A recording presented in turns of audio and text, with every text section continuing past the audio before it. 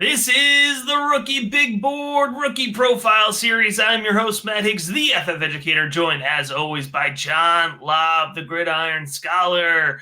It is time to break down Marvin Harrison Jr. So much hype. Whether you casually watch college football, whether you are a deep dive sicko level like John and myself, you know the name Marvin Harrison Jr. So, John, what we're going to do in this rookie profile, we're going to break down whether the hype is real. That's the question we're going to answer here.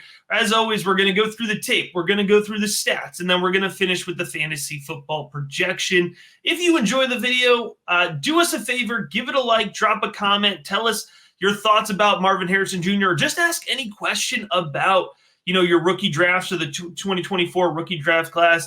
And if you are listening, we appreciate you as well. We always love our podcast listeners, so we'll give a special shout out, even though you can't comment on the video. John, let's go ahead. Let's get into it. Give us the background, the overview. What do we need to know about Marvin Harrison Jr., the wide receiver out of Ohio State? Well, the hype out of Ohio State has been real at the wide receiver position for over 40 years. I've seen Chris Carter, Terry Glenn, Joey Galloway, David Boston, Santonio Holmes, and then we've had Chris Olave and Garrett Wilson. And now the machine is rolling for Marvin Harrison Jr., Matt. They've just had historically so much talent, and Harrison deserves to be on the pantheon of great Buckeyes. What's amazing is looking back, my thoughts process about him over the last 3 years. When I started doing Devy rankings, like 5 years ago, but 3 years on his class coming out of high school, I saw his name. I'm like, no, I'm not that old, am I? I'm like, it can't be Marvin Harrison's son. I watched Marvin Harrison at Syracuse, Matt. That's how long I've known the Harrison family as prospects. And sure enough, it was. What surprised me, he was only a 4-star prospect. That's why he wasn't getting all the hype of some of the other players in that class. But man, this is one of the great players of all time. He has earned unanimous All-American honors in the past 2 seasons. The only receiver in Ohio State history who has done that. Look at those great names I just had. He was named the Biletnikoff Award winner last year, Matt. He logged back-to-back 1,200-yard campaigns with 28 touchdowns on 144 receptions. The efficiency is off the charts. In 2023, we learned he was an uber athlete. Bruce Feldman put him on his freaks list at number 2. And he was so good last year. He was the Heisman Trophy finalist. He was the Big Ten Graham George Offensive Player of the Year, the Big Ten Richter Howard Wide Receiver of the Year. Everything you could want a receiver to earn, he got it. In 2022, he was named Big Ten Richter Howard Wide Receiver again. This time he was only a finalist for the Biletnikoff Award. And he was the OSU Scholar Athlete and Academic All Big Ten. In 2021, he was the Scholar Athlete again for the Buckeyes. And in the Rose Bowl, he had a record-tying 3 touchdown receptions. That's when I first really was like, oh, the high school reports did not really equal how good he was. Now, he's also grown and gotten exceptional coaching, and that matters. Harrison finished his tenure 6th in receptions and yards and 3rd in touchdowns all time for the Buckeyes. He tied the school mark with 800-yard receiving games last year, and he set a career record with 1,500-yard receiving games at Ohio State.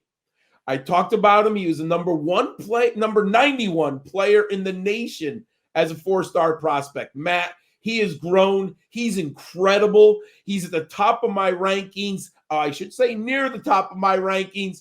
Matt, what do you think about Marvin Harrison?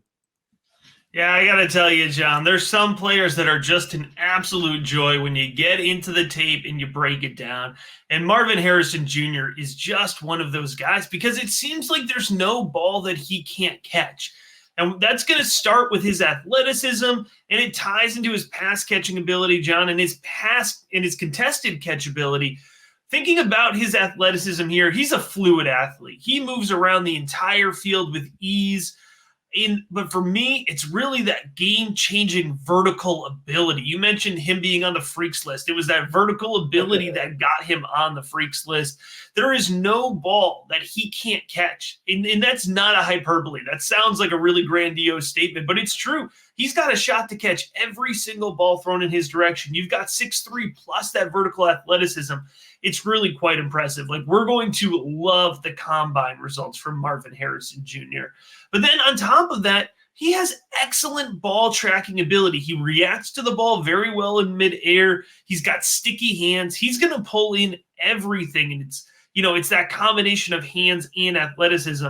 In terms of contested catchability, he positions his body very well. So he's not just relying on the vertical, but he's also making sure that he beats defenders to position. He understands how to use that large frame, which is not something we always see, believe it or not, from our larger, taller wide receivers. And he just absolutely dominates at the catch point. He doesn't wait for the ball to get to him. He's aggressive. He goes after it. He snags it. You pair that with some nice route running. I think he's got sharp footwork. There does seem to be a little bit of a disagreement in terms of his route running ability, but I like his ability in the deep field. He runs clean corners. He wins on posts. I like his deep out a lot, and he's also effective working underneath. Ohio State schemed him up well on the drag route, so he can work at all three levels of the field, whether it's the drag underneath, the deep out in the midfield, or corners and posts downfield. Of course, anything thrown vertical along the boundary is absolutely in play with Marvin Harrison Jr. as well. And then for his size, there's a little bit of yak potential here, elusive in space, and he's scrappy. He doesn't settle for just a nice highlight reel catch. He's trying to get some yards after that. Running in a straight line, I like his acceleration. I like that straight line speed. And he closes space quickly. That ties into that fluidity I mentioned. He could really be all around the field on a single play. So there's not a noticeable gap in Marvin Harrison Jr.'s game. You don't want to call everybody a guarantee, or you don't want to call anybody a guaranteed prospect, but this is about as high of a floor as we can imagine for a prospect. It is never a can't miss, John, but this is about as close as we can get. And there actually is one can't miss.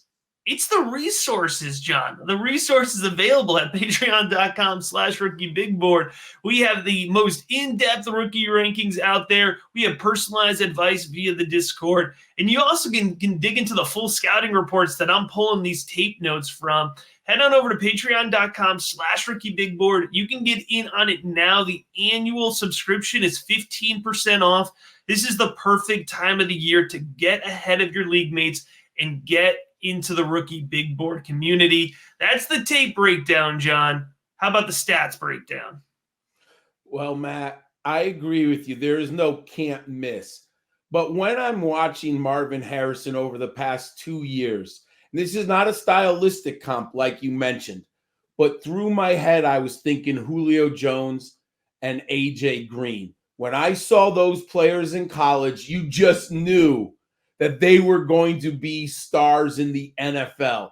And when I watch Marvin Harrison, I have the same thought process. Stylistically different, they win in different ways, but you can just see that there's a success that is going to happen for him. Then I plugged in the numbers in my model. 155 career receptions, love that in 3 seasons. 16.9 yards per catch. You mentioned he's not gaining a ton of yak yards in comparison to others. He gets yak yardage, but that's incredible 16.9, where sometimes you see players with such a large percentage of yak additional yards on.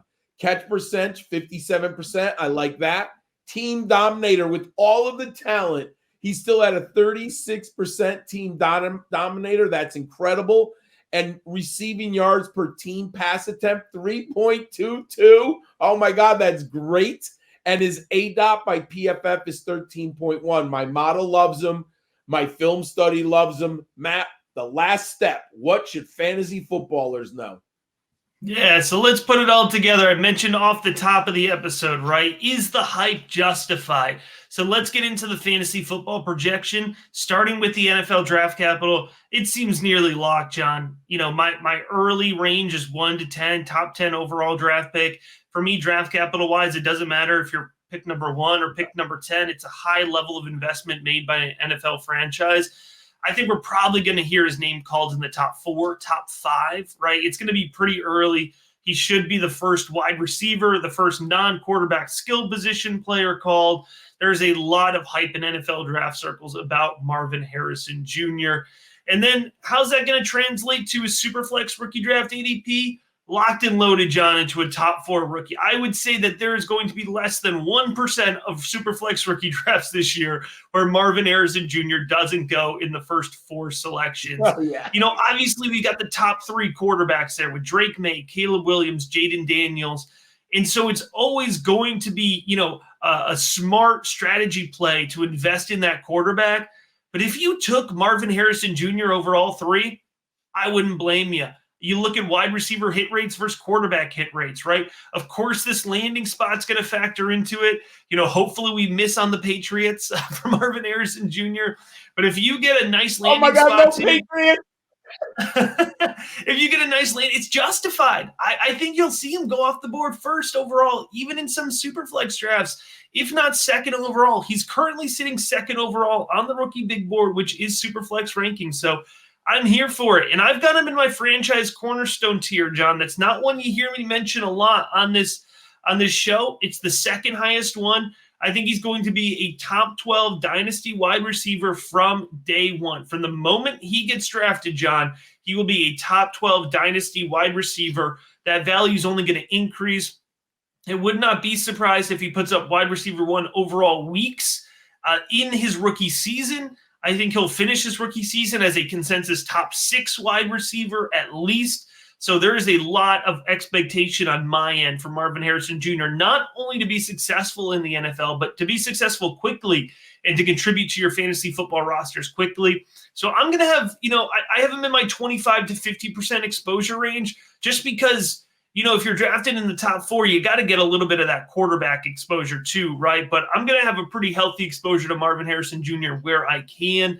And then in terms of the value comp, I struggled with this one. It was between Jamar Chase and A.J. Brown. Jamar Chase, people feel differently about him. Some people still have him as the top 3 wide receiver. So I did go with A.J. Brown, who I think most people see as that wide receiver 5, 6, 7 in terms of dynasty rankings right now. And I think that's where Marvin Harrison Jr. comes into play. I'm doing my underdog drafts, John, already, believe it or not, for the 2024 season. And I'm drafting Marvin Harrison Jr., early in the 2nd round. So that's seasonal, right? And I'm doing dynasty mock drafts, and I'm seeing him go in the back end of the 1st round in Superflex. So I think, about where A.J. Brown and Jamar Chase will go off the board in a Superflex, dynasty startup, I think that's where Marvin Harrison Jr. is going to go off the board. So there's a lot of hype. There's a lot of expectation, but I think he's going to live up to it, John, just like the rookie big board always lives up to the expectations. Over at patreon.com/rookiebigboard. Get in on the rankings. Get in on the Discord. And, just get in there. Chop it up with me and John on the daily. It's going to make your offseason experience that much better, and it's going to help you get way ahead of your league mates over at patreon.com/rookiebigboard. As always, we appreciate you checking out this rookie profile.